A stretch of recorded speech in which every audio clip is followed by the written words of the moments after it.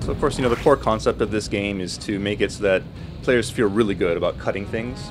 But if it's just cutting things over and over again, of course the player will become bored with it. So in addition to that, on top of that, we've also introduced various types of routes that the player can take, various ways of getting through the stage. There is a growth system within the game, so as you play the game, you earn points, and you can use these points to purchase upgrades to your body, as well as new types of combos and maneuvers.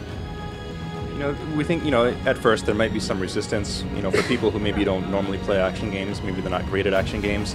But what we want to make clear is that, this is a Metal Gear game, and even though it's an action game, it's very much connected to the Metal Gear franchise.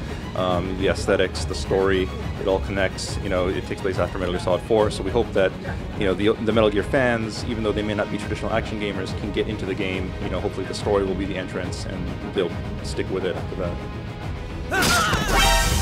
But because we now handed it off to Platinum, Platinum doesn't feel limited, by this past, and they've come up with some really original ideas, things that we wouldn't be able to think of, on our own X-Gene productions, just really crazy stuff. And so by that back and forth, getting ideas from Platinum has introduced a lot of cool new elements to the game, and we're happy about where we're heading right now.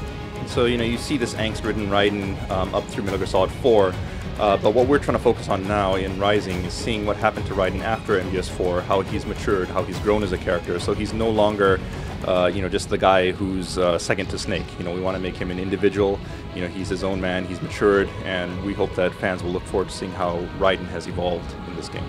So, I think when we first revealed the VGA trailer, there was a guy that Raiden was fighting who people thought kind of looked like Vamp, and there were a lot of, theories around that. But we just want to make it clear that that is not Vamp. Vamp is not in this game, but that character who you saw in the VGA trailer is a very important character. He's a new character in Rising, and he's kind of Raiden's rival, so we hope you look forward to learning more about him.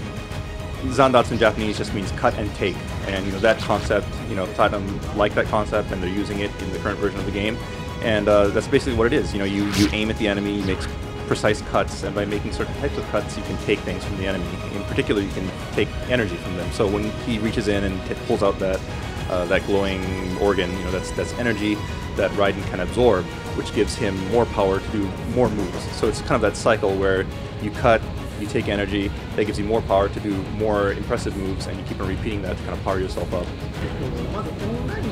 But right now, we don't have any plans for competitive online play or anything like that.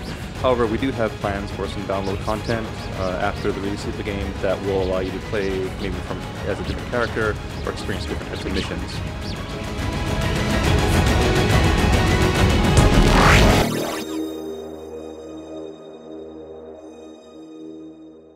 Actually, we wanted to ask a question to you about that.